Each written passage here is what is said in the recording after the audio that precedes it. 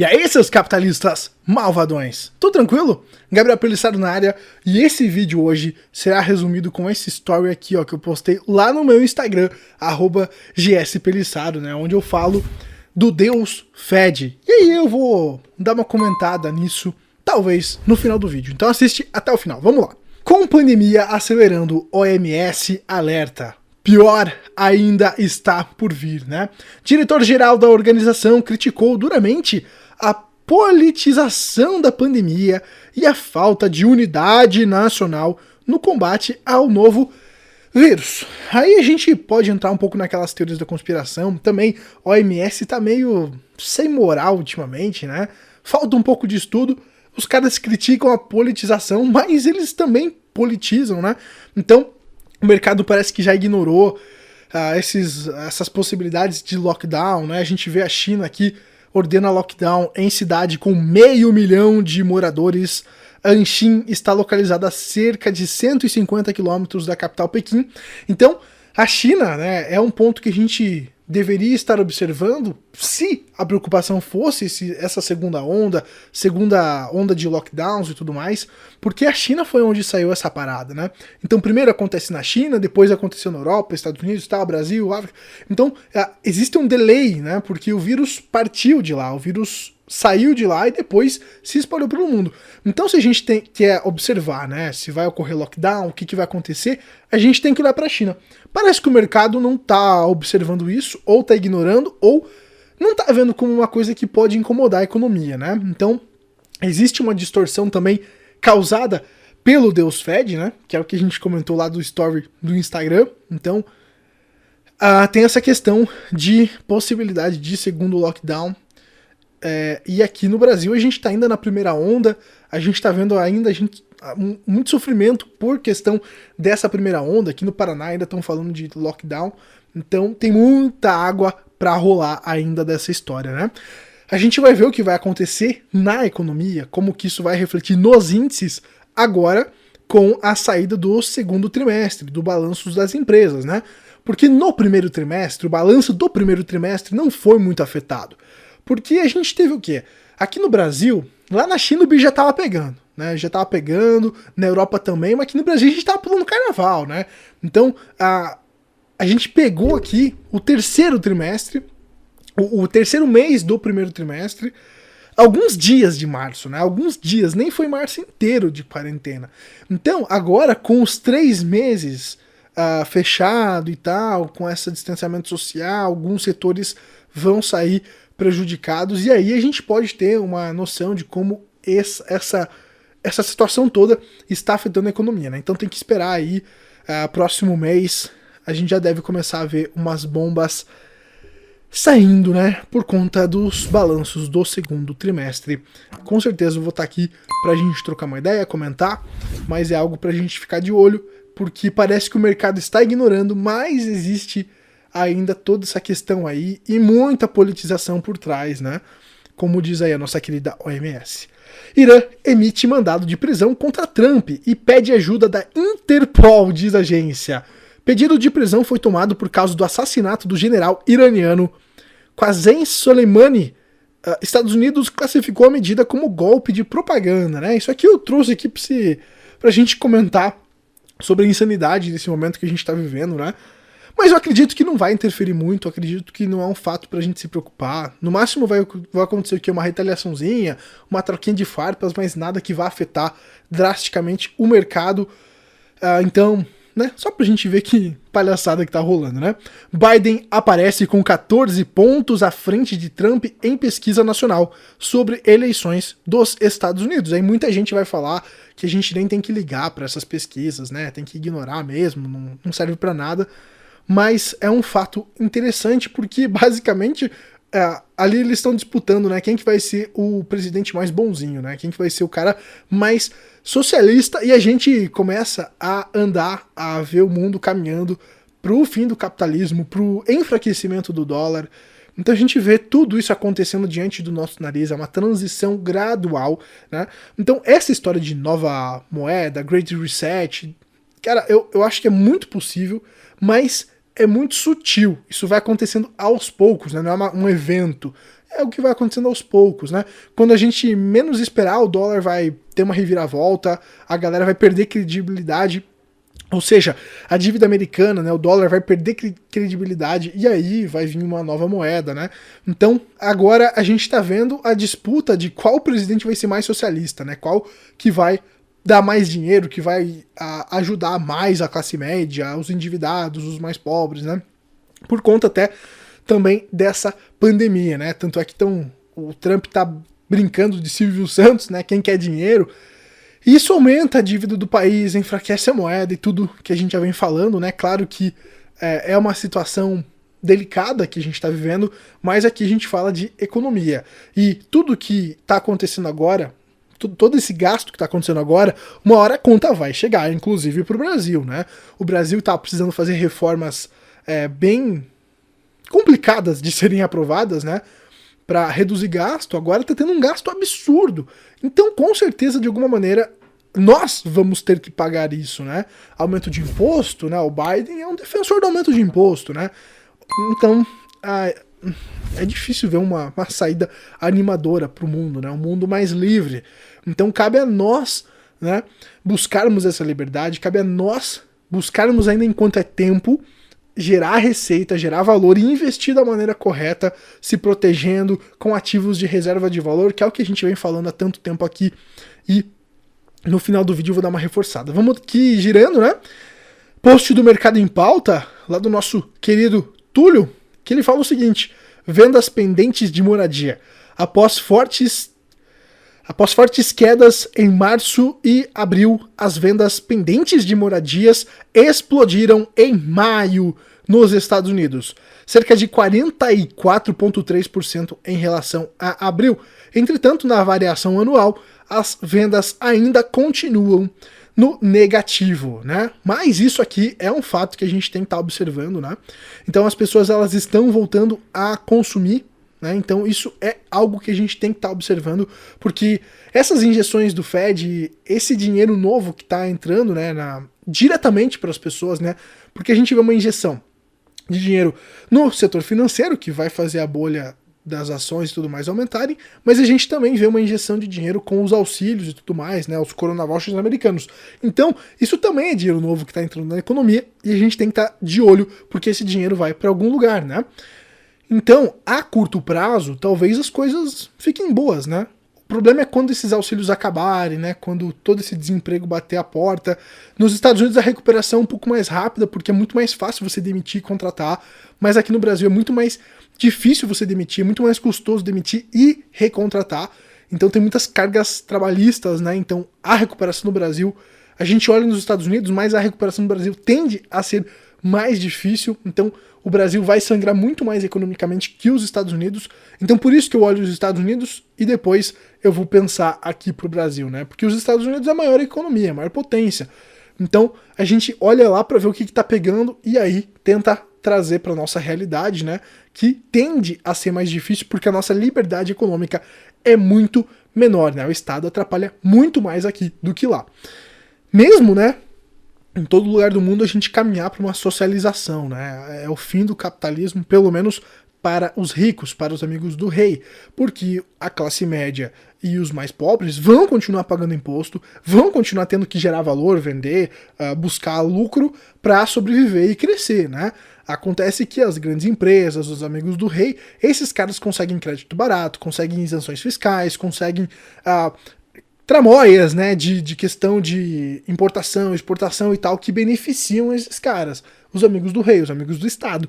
Nós, né, a massa, o povão, é capitalismo. Para os ricos, é socialismo. Quem paga a cagada, né, essas injeções todas no mercado financeiro e tudo mais, é nós, né, a classe média, o mais pobre. No caso, no Brasil, né, nos Estados Unidos é o americano lá. É um fato aqui pra gente estar observando, né, essa alta das vendas pendentes de moradia, porque o negócio está fluindo. Hoje mesmo aqui, eu estava falando com um amigo meu que é corretor de imóveis, e ele falou que agora começou a pegar as vendas de imóveis de alto padrão no Brasil, né? Então os ricos eles estão querendo a famosa pichincha, né? É os urubuzão, né? Que esperam a crise para comprar mais barato, né? Porque a crise é oportunidade, crise é troca de dinheiro, crise não é ruim para quem tem caixa, né? Por isso que a gente tem que trabalhar para armazenar caixa, para aproveitar essas oportunidades de comprar muito mais barato. E eu tava falando com esse corretor que ele falou que as pessoas só estão comprando agora com tipo 10, 20% de desconto do preço, né? Então ele falou que até tava sofrendo por conta das comissões e tal. Então é algo que a gente tem que estar de olho, porque por que valor que está sendo vendido também, né? Porque a gente sabe, pessoal, na crise aparece quem tem dinheiro. Quem tem dinheiro é rei, entendeu? E quem tem dinheiro leva mais barato, porque tá todo mundo desesperado para vender. Só que ele falou que mesmo dando descontão e tentando reduzir ao mínimo, reduzir ao máximo o valor do imóvel, ainda tá difícil de vender. Então parece que ainda talvez a gente tenha uma divergência de realidades. Então não dá para se animar muito, mas é um fator interessante aí essa questão do aumento das vendas, tá? Porque a gente não pode torcer pro touro nem pro urso. Eu penso que a gente tem que ter aquela convexidade onde a gente posiciona o nosso capital para alta e para baixa, né? A gente se beneficia de ambas as situações, né? Então, vamos seguindo aqui, senão eu vou ficar até amanhã trocando ideia com vocês. A bolsa de tecnologia Nasdaq 100 está prestes a atingir, em relação ao S&P 500, patamar pré-bolha.com. Passaram-se 17 anos até chegarmos a este nível, movimento iniciado após o fundo de setembro de 2002, que marcou o fim do crash de 69%, iniciado em março de 2000. Então também esse é mais um fato para a gente estar de olho, né, que o Mercado em Pauta trouxe, aonde a gente vê essa falta de precificação, talvez a má precificação dos ativos, também causada pela névoa, né, que o Deus Fed coloca sobre esses ativos, né? Então mais dinheiro no mercado, claro que você vai ter inflação, né? Você não vai ter, por exemplo, uma precificação justa daquele ativo, né? O preço ele vai inflacionar. Então são os efeitos do Deus Fed, o Deus Fed que está mantendo a economia americana rodando, né? Pelo menos o mercado financeiro, né? Porque senão a gente teria muita quebradeira. Então, esse endividamento, esse aumento dos balanços do Fed, que agora deram uma reduzida, né? Eles deram uma segurada, mas esse aumento é o fator que faz o mercado subir, né? Então é um crescimento artificial. É a bola de neve aumentando, é a dívida aumentando. Uma hora você faz a dívida e você tem que pagar. Então quando isso chegar, talvez é o que a galera fala de Great Reset, nova moeda, o dólar vai perder ali o posto, né, a credibilidade que ele tem. Então é isso que a gente tem que estar de olho, né, pessoal, pro longo prazo, né. E aí, o que se salva de tudo isso, né? Então a gente já falou também do fim do capitalismo, né, daquela coisa de gerar valor. Então hoje a gente vê muitas empresas que não geram valor, mas sobrevivem de juro barato, de injeção de liquidez, de IPO, por conta dessa euforia das bolsas. Então talvez seja a maior bolha que a gente já viu na história e ainda não estourou. Essa quedinha não foi nada, pessoal. Foi o quê? 30%, 40%? Geralmente um crash é muito mais pancada. É 50%, 60%, às vezes até 70%. Então, a gente ainda não viu a grande bolha estourar, né? Aquela bolha do crédito, das empresas que não dão lucro. Então, foi um susto, né? Mas ainda a gente não pode achar que agora vai ser tudo mil maravilhas, porque a realidade está meio embaçada. Né? Tanto é que a volatilidade continua alta. A galera tá meio assim, mano, isso aqui tá legal, queria participar da festa, mas não sei, sabe? Não sei, eu tenho. Não, sabe, tá meio estranho essa festa aí.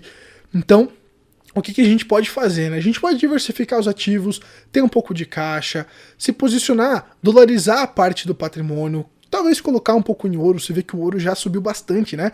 A gente vem falando do ouro aqui no canal desde 2019 e o ouro já deu uma baita pernada aí, a gente já tá praticamente no topo histórico, né? Lá de 2011, que foi a máxima do ouro da história, a gente já tá nesse topo, né? Então, muito bacana quem aproveitou, mas eu acredito que ainda vai subir muito mais. Se você for entrar agora, pensa em montar uma estratégia de preço médio, né? Porque pode cair bastante para depois subir bastante, ou talvez ele possa já explodir, né? Então, por que eu acredito que o ouro vai se valorizar? Porque é um ativo que é escasso, né? Diferente do dólar, que pode ser impresso, diferente do real, que pode ser impresso pelo Banco Central, o ouro ele é escasso. Então ele tende a se valorizar, mas não porque ele se valoriza, mas sim porque o dólar se desvaloriza e porque o real se desvaloriza, né?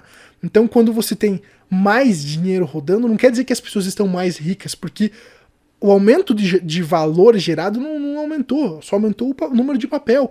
Então, se você tem a mesma quantidade de demanda, de oferta, e você tem mais dinheiro, você vai aumentar a demanda, você só vai aumentar o preço desse produto porque a oferta é a mesma. Você só aumentou a demanda, porque agora mais pessoas têm dinheiro. Então quando você imprime dinheiro, você não está criando riqueza, entendeu? Você só está criando inflação, né?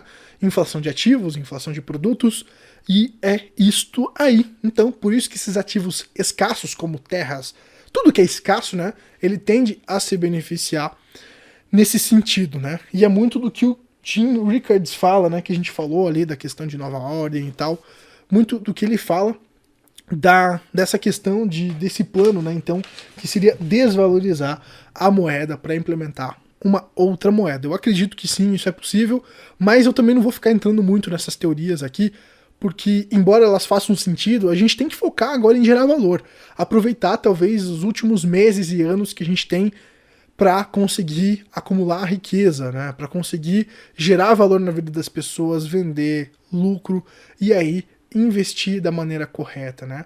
Agora a gente lá no Apoia-se, por exemplo, vai começar uma estratégia bacana que, por exemplo, não torço para nenhuma queda e nenhuma alta, né? A gente vai fazer uma venda de put de BOVA e a gente, com essa venda, a gente vai gerar um dividendo sintético, aonde a gente vai comprar o pozinho de put de BOVA, aonde é o nosso segurinho de carteira.